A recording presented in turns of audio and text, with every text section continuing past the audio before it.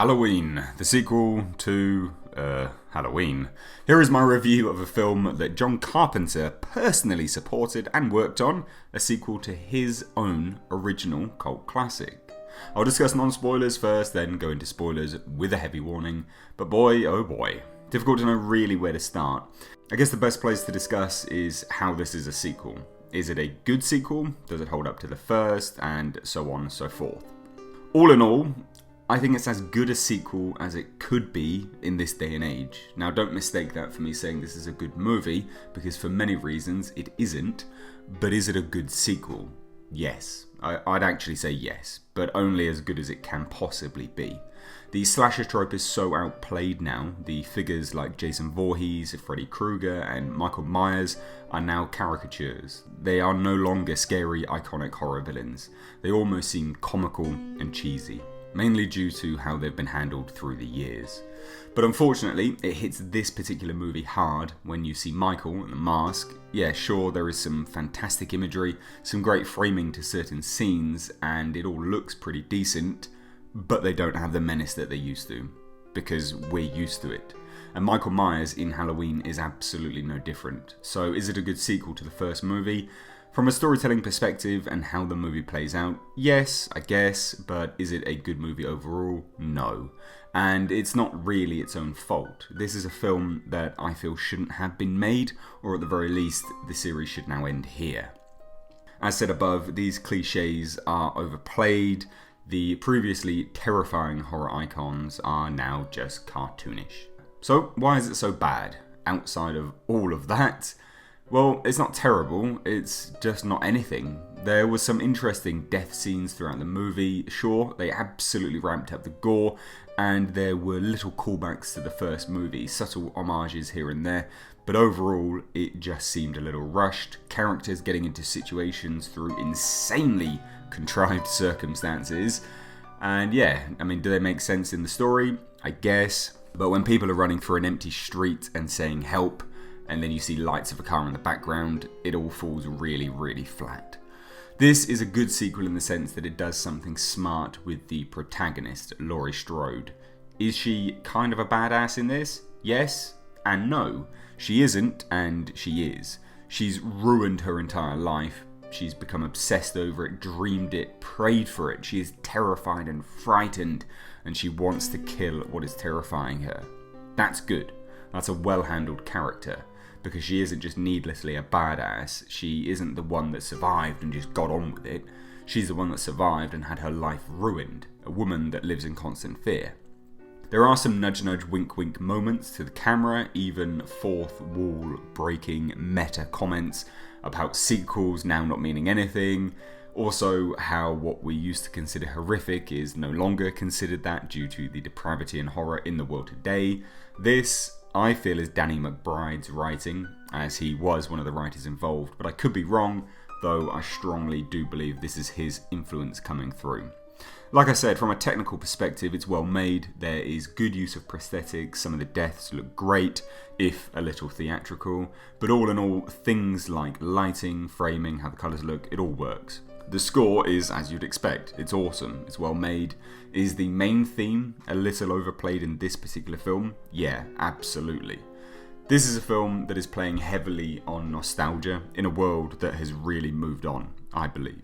When you have Michael Myers disappearing and all you can think of is he must be sprinting, must be doing a quick runaway between shots, it's not a good sign.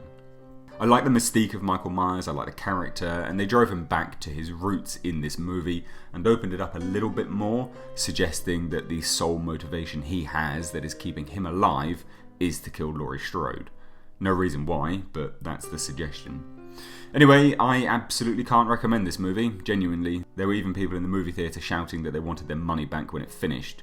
I hope they call it a day on this, end on a movie that is a decent sequel to the original, and just let it die. I can't really say much else in a non-spoiler fashion, so if you were here and you're not going to stay for spoilers, hit subscribe and like. But now, it's spoiler time. Spoilers, you've been warned. Are you all ready for spoilers? Have you got a coffee? Yeah? Good. So the ending. Does Michael die? Yes and no. It's a really unsatisfying ending. Overall, the movie is unsatisfying. It's an hour and 40 minutes, and I was checking my watch about 45 minutes in, which is a bad sign. You think it's building to some awesome grand ending, and it sort of is, but it also isn't, because it doesn't deliver. Laurie has built a basement in her home that her daughter used to practice guns and fighting, etc., etc. Her daughter hated the place, thought it was like a punishment area, and is one of the reasons she hates Laurie. But no, it was a trap for Michael Myers all along. Yeah, and the film ends basically in this grand scene of Michael standing on the stairs to this basement, not able to get up, having had his hand shot in the shoulder, and stabbed repeatedly. The basement's going up in flames, and all of the Strodes walk out. The house goes up. We flash back to the stairs, he's gone, but we hear his breathing, implying that he may still be alive. All in all, this scene, yeah, it sounds cool on paper, sounds like it would be fantastic, but it really isn't. It's not that good when it's in front of you, and it certainly does not pay off the entirety of the film. There is some bizarre scenes which are horrendously predictable. You know, the scene from the trailer, man goes to visit Michael Myers, man pulls out Michael's mask, men around Michael go crazy. Yeah, that scene in the trailer. So I personally thought that scene was edited for the trailer. But no, it's pulled directly, shot for shot, from the film. Why? When the man is talking to Michael, a man that no one in the asylum, no asylum patient has heard talk ever, why do they all suddenly start going erratic? It doesn't make any sense. Oh no, wait, because we need a good trailer shot, that's why. We also need something that is very cliche, of course. There is some poking fun of the first movie, I think anyway, with babysitters getting high, getting drunk, having sex, etc., and then being murdered. I think they included these particular things to poke fun, but obviously I can't be sure. There was also a lot of comedy throughout this movie, which I don't think really landed. Again, that's just my personal taste. Ultimately, I stand by what I say here. I absolutely cannot recommend this film. It's a good sequel to the first movie, but it's only a good movie in that sense. It isn't actually good. It wasn't entertaining. I was near bored through it, and the characters I did not care about in any way at all. But that's where this then opens up an even bigger question, because I would be keen to hear your thoughts on this if you've seen it. Did you like it? Did you dislike it? Because Rotten Tomatoes has certified this film fresh. So once again, I am left baffled by the critics' responses, because this is a film which I personally do not feel warrants that at all. I don't even see from a critical perspective. Like I said, technically it's competent, but it's not exceptional. It's not a movie which I would consider to be certified fresh. I'm very surprised at that as the rating that's been given. So I want to open it up to you guys, because like I said, it poses an interesting question. Did you like it?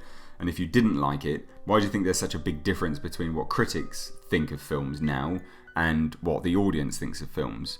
Does it show a sign that critics are so out of touch? I would genuinely be keen to hear your thoughts. The other interesting thing to poke at is that I had a source that had seen this film at test screenings, and there are certain things which they've changed and certain things which they've added. The ending has been changed ever so slightly, so that in and unto itself poses another interesting question. Are films being made and catered to around test audiences now? But if so, is that a bad thing? Because my source told me that the film wasn't very good in that particular edit of it, and now that it's been edited away from that, it's a little bit better. So do you think that test audiences are to the detriment to films, or do you think it's kind of potluck here and there, because obviously test audiences are just Joe Public? I will be doing a video in the coming weeks on what was changed and what was adjusted here and there, if I can get a detailed list from my source. So please do expect that list coming very, very soon. Guys, like I said, drop all your thoughts down below in the comment section. If you're new here, hit that subscribe button, stay up to date on all the way to pop culture and movie news and movie reviews. If you like what I do here and you want to support the channel that bit further, please do head on over to my Patreon page via the link in the description box. As always though, I have a message and I will catch you in the next video.